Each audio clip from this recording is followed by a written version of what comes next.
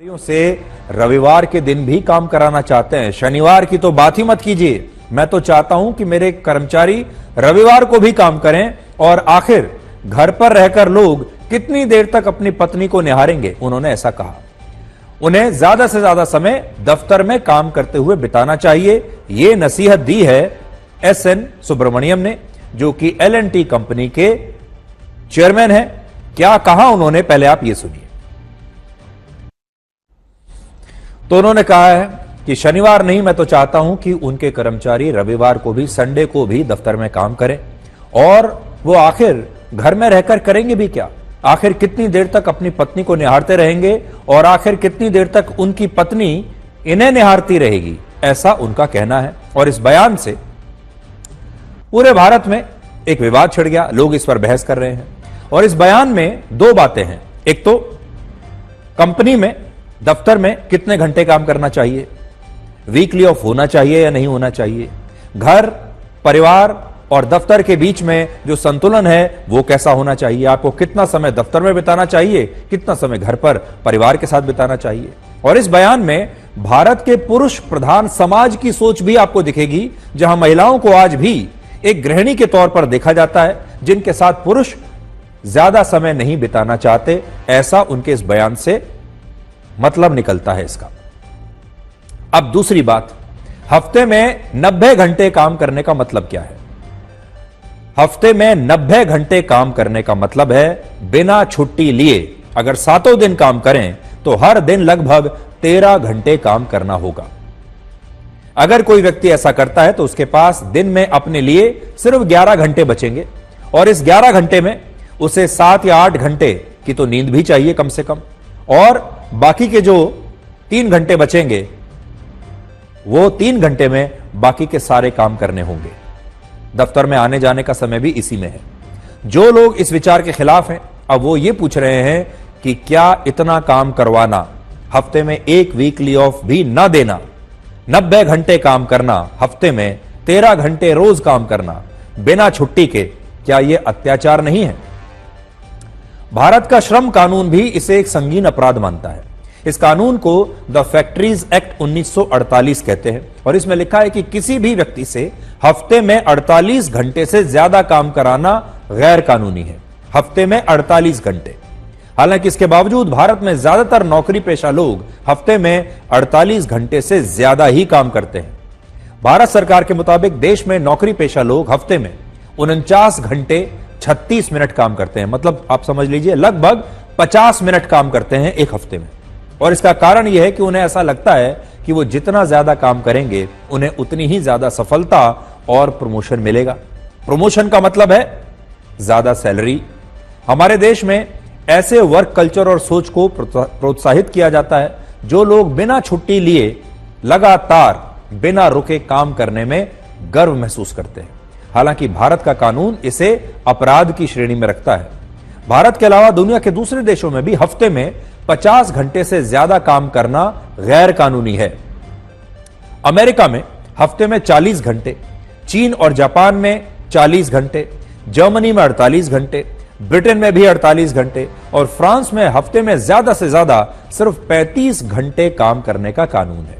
हालांकि ये सारे देश जब अमीर बनने के लिए मेहनत कर रहे थे, जब ये देश बड़े देश, शक्तिशाली देश बनने की कोशिश कर रहे थे, बड़ी अर्थव्यवस्था बनने की कोशिश कर रहे थे, तब इन देशों के लोग भी 50 घंटे से ज्यादा काम करते थे एक हफ्ते में।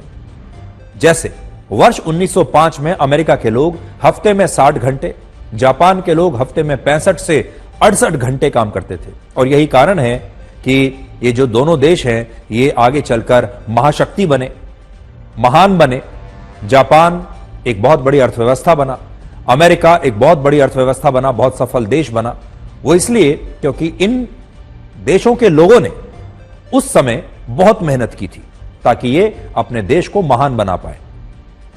और यही कारण है कि भारत को भी लेकर यही सलाह दी जाती है कि यहां भी लोगों को हफ्ते में बिना छुट्टी लिए हर रोज ज्यादा से ज्यादा काम करना चाहिए, क्योंकि भारत अभी उसी दौर में है जहां भारत को भी एक मजबूत राष्ट्र बनना है, एक महान देश बनना है। आपको याद होगा अक्टूबर 2023 में इंफोसिस कंपनी के को फाउंडर नारायण मूर्ति ने भी यही कहा था कि अगर भारत को चीन से आगे निकलना है तो भारत के युवाओं को हफ्ते में कम से कम 70 घंटे काम करना होगा। और तब भी उनके इस बयान का बड़ा विरोध हुआ था और आज भी यही हो रहा है। सोचने वाली बात यह है कि एसएन सुब्रमण्यम 64 वर्ष के हैं और नारायण मूर्ति 78 वर्ष के हैं, लेकिन वो भारत के युवाओं से चाहते हैं कि वो बिना छुट्टी लिए काम करें। बहुत सारे लोगों का यह भी कहना है कि इनकी उम्र देखिए, ये पुराने जमाने के कॉन्सेप्ट लेकर अब हमारे सामने आ रहे हैं। हो सकता है इन लोगों के जमाने में ऐसा ही होता हो कि जो जितने ज्यादा घंटे काम करेगा वो उतना ही सफल होगा, उसकी जो प्रोडक्टिविटी है वो उतनी ही ज्यादा बढ़ेगी, क्योंकि ये अब इनकी उम्र हो चुकी है, 78 और 64 वर्ष के हो चुके हैं। इसलिए ये पुराने जमाने के जो आइडिया हैं, पुराने जमाने का जो वर्क कल्चर है, उसे आज के जमाने में लागू करने की कोशिश कर रहे हैं। भारत की मशहूर बैडमिंटन खिलाड़ी ज्वाला गुट्टा ने हफ्ते में 90 घंटे काम करने को एक डरावनी बात बताया है। उनका यह भी कहना है कि एसएन सुब्रमण्यम ने अपने बयान से महिलाओं का भी अपमान किया है। जबकि फिल्म अभिनेत्री दीपिका पादुकोण ने भी यही कहा कि वो एसएन सुब्रमण्यम के बयान से हैरान है और वो कहती हैं कि हफ्ते में 90 घंटे काम करना किसी के भी मानसिक स्वास्थ्य के लिए सही नहीं है। जबकि आरपीजी ग्रुप के चेयरमैन हर्ष गोयनका ये कहते हैं कि संडे का नाम ही अब सन ड्यूटी क्यों नहीं कर देते। 90 घंटे काम करना सफलता का नहीं बल्कि बर्न आउट का तरीका है। तो ये कुछ अलग अलग रिएक्शंस जो आ रहे हैं लोगों के, वो हम आपको दिखा रहे हैं। कुछ लोग ये कहते हुए भी इस सुझाव का मजाक उड़ा रहे हैं कि क्या हफ्ते में 90 घंटे काम करने से उनकी सैलरी डबल हो जाएगी, और यह सवाल काफी हद तक जायज भी है।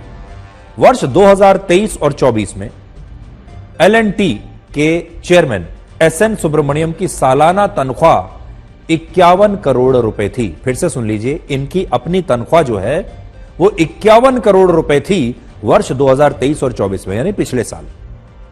और इसमें पिछले साल के मुकाबले 43% की वृद्धि हुई थी, जबकि इसी साल उनकी कंपनी के कर्मचारियों की औसत तनख्वाह 10 लाख रुपए सालाना से भी कम थी। इसका मतलब यह हुआ कि एसएन सुब्रमण्यम की सालाना तनख्वाह उनके कर्मचारियों की सालाना तनख्वाह से 534 गुना ज्यादा है। लेकिन वो चाहते हैं कि इतनी कम तनख्वाह में भी उनके कर्मचारी बिना छुट्टी लिए पूरे साल लगातार 13 घंटे हर रोज काम करें। हर साल मार्च और अप्रैल के महीने में जब आपके प्रमोशन का समय आता है, और यह बात मैं आज हमारे उन दर्शकों के लिए कह रहा हूं जो प्राइवेट कंपनियों में काम करते हैं, बड़ी बड़ी कंपनियों में काम करते हैं, प्राइवेट सेक्टर में जो काम करते हैं, तो मार्च अप्रैल में जब आपके प्रमोशन का समय आता है, तनख्वाह बढ़ाने का समय आता है, तब बड़ी बड़ी कंपनियों में आपके मैनेजर और आपके बॉस आपको यही बताते हैं कि कैसे यह साल उनकी कंपनी के लिए अच्छा नहीं रहा, या कंपनी अपने फाइनेंशियल टारगेट्स को पूरा नहीं कर पाई। हमने जो लक्ष्य अपने लिए रखे थे, आर्थिक लक्ष्य, हम उन्हें पूरा नहीं कर पाए। कंपनी जितना मुनाफा कमाना चाहती थी उतना नहीं कर पाई। या फिर वो ये कहते हैं कि कंपनी ने जो पैसा कमाया भी है, उस पैसे को ये कंपनी अब अपने विस्तार पर खर्च करना चाहती है, एक्सपेंशन पर खर्च करना चाहती है, और इसलिए कंपनी के पास पैसा नहीं है और आपके वेतन में एक बहुत मामूली वृद्धि की जा रही है। और फिर आपसे यह कहा जाता है कि अगले साल आप मन लगाकर काम कीजिए, और अगर आपने अपने टारगेट्स अचीव कर लिए, कंपनी ने अच्छा मुनाफा कमाया आपकी मेहनत की बदौलत, तो फिर अगले साल आपके लिए कुछ अच्छा किया जाएगा। अभी यह साल मन लगाकर इतने पैसे में काम करते रहिए। यह आप में से बहुत सारे लोगों की अपनी कहानी जरूर होगी, आप में से बहुत सारे लोगों की दुखती रग होगी। हर साल मार्च और अप्रैल में जब आप ये उम्मीद लगाकर बैठते हैं कि आपकी कंपनी इस बार आपकी तनख्वाह बढ़ा देगी, इस बार आपको अपनी ईएमआई देने में कुछ आसानी हो जाएगी, इस बार आप नई गाड़ी खरीद सकते हैं, घर का कोई नया सामान खरीद सकते हैं, तभी आपकी कंपनी आपको यह बताती है कि यह साल तो अच्छा नहीं रहा, हमारे पास पैसा नहीं है। आप ऐसा कीजिए, 2.5% या 5% की एक वृद्धि ले लीजिए, इस साल मन लगाकर काम कीजिए, फिर अगले साल देखेंगे। दुनिया की बड़ी बड़ी कंपनियां अपने मुनाफे को बढ़ाने के लिए और अपने खर्च को कम करने के लिए बड़ी बड़ी मशहूर कंसल्टेंसी फर्म्स को हायर करती हैं और ये कंसल्टेंसी फर्म्स इन कंपनियों को जो सलाह सबसे पहले देती हैं वो होती है कॉस्ट कटिंग की सलाह, कि सबसे पहले आप कॉस्ट कटिंग कीजिए, खर्चा कम कीजिए, और कॉस्ट कटिंग के लिए कर्मचारियों की संख्या सबसे पहले कम कीजिए, आपको इतने कर्मचारियों की जरूरत ही नहीं है। और दूसरा, अपने एक कर्मचारी से 2 कर्मचारियों का काम करवाइए। इसे वो कॉस्ट इफेक्टिव कहते हैं, कॉस्ट कटिंग कहते हैं, मैनेजमेंट कहते हैं। और सब बड़ी कंपनियां जो हैं हर साल यही करती हैं। वो चाहती हैं कि कर्मचारियों की संख्या कम होती जाए और जो कम संख्या के कर्मचारी हैं वो डबल काम करना शुरू कर दें, और जिसकी वजह से कंपनी को प्रॉफिट भी डबल हो जाए। और प्राइवेट कंपनियों में आपकी स्थिति ऐसी कर दी जाती है कि आप सैलरी बढ़ने के बारे में तो सोचते ही नहीं, बल्कि आप सिर्फ इस चिंता में घुलते रहते हैं कि आपकी नौकरी ही कैसे बची रहे। परिश्रमी होना और ज्यादा घंटे काम करना गलत नहीं है, लेकिन एक तथ्य यह भी है कि किसी भी व्यक्ति के लिए बिना छुट्टी लिए काम करना स्वाभाविक नहीं है और यह असल में जानलेवा भी हो सकता है। इसी विषय पर वर्ष 2021 में वर्ल्ड हेल्थ ऑर्गेनाइजेशन और इंटरनेशनल लेबर ऑर्गेनाइजेशन ने एक रिपोर्ट जारी की थी, जिसमें 2 बड़ी बातों का जिक्र था। पहला, नौकरी पेशा लोगों की मौत का सबसे बड़ा कारण है लॉन्ग वर्किंग आवर्स, यानी लगातार कई घंटों तक काम करते रहना बिना आराम किए। दुनिया में अलग अलग कारणों से हर साल जिन 19 लाख कामगारों की मौत होती है, उनमें सबसे ज्यादा लगभग 7.5 लाख कामगार लॉन्ग वर्किंग आवर्स के कारण अपनी जान से हाथ धो बैठते हैं। दूसरा, हफ्ते में 50 घंटे से ज्यादा काम करने से हार्ट स्ट्रोक का खतरा कई गुना बढ़ जाता है और भारत में भी इससे हर साल 2 लाख से ज्यादा कर्मचारियों की मौत हो जाती है।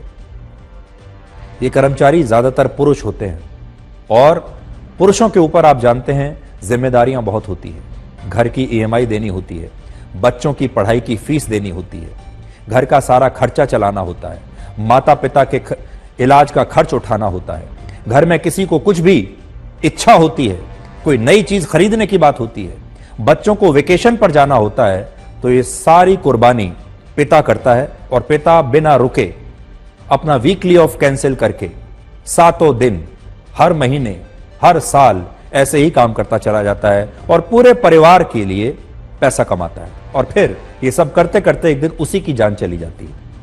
वर्ष 2016 में भारत में ज्यादा घंटे काम करने के कारण 86,000 कामगारों की मौत हार्ट स्ट्रोक या फिर ब्रेन स्ट्रोक से हुई थी। 1,15,000 लोगों की मौत हृदय रोगों से हुई और इससे आप समझ सकते हैं कि किसी व्यक्ति के लिए हफ्ते में 70 घंटे या 90 घंटे काम करना शरीर के लिए और दिमाग के लिए सुरक्षित नहीं है और इससे जान भी जा सकती है, यानी ये जानलेवा है। बहुत सारे लोगों को लगता है कि ज्यादा काम करने से उन्हें जल्दी सफलता मिल सकती है, जबकि बहुत सारी स्टडीज में इस धारणा को भी गलत माना गया है। वर्ष 2015 में अमेरिका की हार्वर्ड यूनिवर्सिटी ने यह बताया कि अब तक दुनिया में जितने भी लोगों और कंपनियों ने ज्यादा घंटे काम करके सफल होने की कोशिश की, उनमें से ज्यादातर इसमें नाकाम रही है। लेकिन इसके बावजूद हर बड़ी कंपनी और उसका टॉप मैनेजमेंट यही चाहता है कि उनके कर्मचारी बिना तनख्वाह बढ़े घंटों घंटों, दिनों दिन, हफ्ते, महीने, साल लगातार काम करते रहे। जैसे पिछले साल एक स्टडी हुई जिसमें पता चला कि पिछले 5 वर्षों में हमारे देश की टॉप 5 IT कंपनियों के CEOs की तनख्वाह में 160% की वृद्धि हुई और यह सालाना 34 करोड़ से बढ़कर 84 करोड़ रुपए उनकी तनख्वाह हो गई। CEOs की तनख्वाह 160% तक बढ़ गई। लेकिन इसी दौरान इन कंपनियों में जो नए कर्मचारी या फ्रेशर्स आए, जो छोटे पदों पर आए, उनकी सैलरी में 5 वर्षों में सिर्फ 4% की वृद्धि हुई और यह जो उनकी सैलरी है वो 3,60,000 से बढ़कर सिर्फ 4 लाख रुपए के आसपास तक पहुंच पाई। यानी ये कंपनियां इन कर्मचारियों से बिना छुट्टी लिए काम भी करवाना चाहती हैं और सैलरी सिर्फ अपने CEOs की बढ़ाना चाहती हैं, अपने चेयरमैन, मैनेजिंग डायरेक्टर और जो टॉप मैनेजमेंट में लोग हैं उनकी तनख्वाहें बढ़ाना चाहती हैं, कर्मचारियों की नहीं। कर्मचारियों से ये उम्मीद की जाती है कि आप छुट्टी की बात मत कीजिए, लगातार हर रोज काम कीजिए और तनख्वाह भी बढ़ाने की बात मत कीजिए।